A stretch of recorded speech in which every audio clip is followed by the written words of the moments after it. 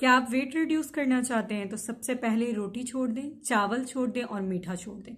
इन तीनों चीज़ों को आप छोड़ देंगे तो आप बहुत जल्दी वेट रिड्यूस कर पाएंगे।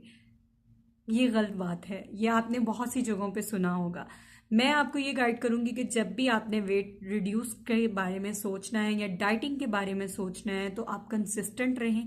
आप वो वे जो है वो अपने लिए चूज करें जो हेल्दी हो। इस तरह रोटी छोड़ना, चावल छोड़ना और कार्ब्स छोड़ना या मीठा छोड़ना, ये इससे वेट तो आपका रिड्यूस हो जाएगा, लेकिन आप जैसे ही इन चीज़ों को दोबारा लेना स्टार्ट करेंगे तो आपका वेट जो है वो बाउंस बैक होगा। इसलिए हमेशा जब भी डाइट करनी होती है तो छोटे छोटे स्टेप्स लेने होते हैं। आपने लाइफस्टाइल में चेंजेस लेकर आनी होती हैं ताकि आप लॉन्ग लास्टिंग उसके जो है वो रिजल्ट्स देख सकें। हमेशा जब भी आप डाइट के बारे में सोचें तो पोर्शन कंट्रोल की तरफ जाना चाहिए और हाई प्रोटीन डाइट की तरफ जाना चाहिए।